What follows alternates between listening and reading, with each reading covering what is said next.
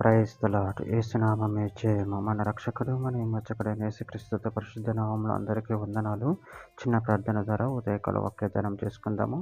పరిశుద్ధ మహాగణుడైన దేవ యేసయ్య, సర్వాధికారినైన మీకు వేలది వందనములు, కృతజ్ఞత స్తుతి స్తోత్రం చెల్లించుకుంటున్నాను దేవ ఉదయకాలం ప్రభు వాక్యభాగం ధ్యానిస్తుండగా వాక్యభాగం అర్ధమూట్లు సహాయం చేసి మీ కృపలో బలపరిచి మీకు మాదిరిగా మమ్మల్ని నడిపించి మీ చిత్తమును మా జీవితంలో జరిగించమని చిన్న ప్రార్థన యేసుక్రీస్తు పరిశుద్ధ నామములో అడిగి వేడుకుంటున్నాను తండ్రి. ఆమేన్ ఆమేన్.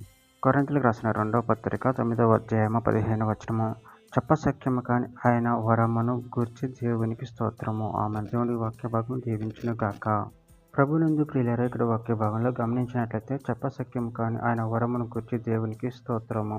అదేవిధంగా వాక్య భాగంలో గమనించినట్లయితే కొరింథీయులకు రాసిన 2వ పత్రిక 2వ అధ్యాయం 14వ వచనంలో మా ద్వారా ప్రతి స్థలము మందును క్రీస్తును గూర్చిన జ్ఞానం యొక్క సువాసన కనపరచుచు ఆయన యందు మమ్మను ఎల్లప్పుడూ విజయోత్సాహంతో ఊరేగించుతున్న దేవునికి స్తోత్రము.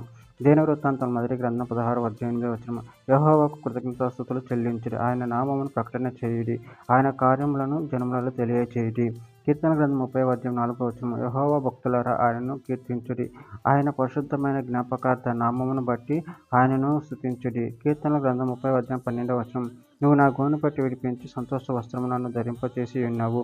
యెహోవా నా దేవా, నిత్యము నేను నిన్ను స్తుతించెదను. కొరింథీయులకు రాసిన మొదటి పత్రిక 15వ అధ్యాయం 57వ వచనం. ఆయనను మన ప్రభువైన యేసుక్రీస్తు మూలముగా మనకు జయము అనుగ్రహించుచున్న దేవునికి స్తోత్రము కలుగును గాక.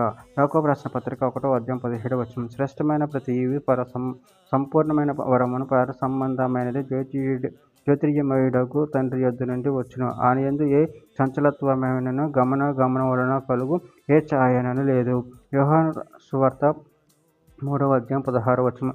దేవుడు లోకమును ఎంతో ప్రేమించిన కాగా ఆయన తన అద్వితీయ కుమారునిగా పుట్టిన వాని యందు విశ్వాసముంచు ప్రతివాడు నశింపక నిత్య జీవం పొందినట్లు ఆయనను అనుగ్రహించెను.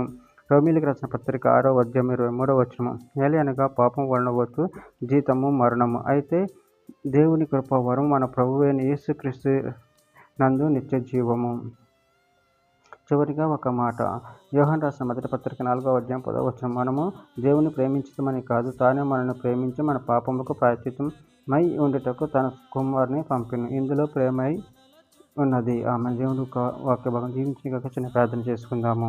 పరిశుద్ధ ప్రేమగల దేవేశాయని మీరు ఇచ్చిన వాక్యాన్ని పెట్టుకోవాలి కృతజ్ఞతలుకుంటున్నాను తండ్రి. మీరు మాకు చెప్పశక్తిగా వరం ప్రసాదించినప్పుడు అందరిని పెట్టుకో మీకు స్తోత్రం తెలియజేసుకుంటూ మీ ప్రేమలో కృప మమ్మల్ని నిరంతరం కాపాడు మీకు మమ్మల్ని నడిపించి నిశ్చితం మా జీవితం జరిగించమని చిన్న ప్రార్థన నామములో అడిగి వేడుకుంటున్నాను తండ్రి. ఆమేన్ ఆమేన్.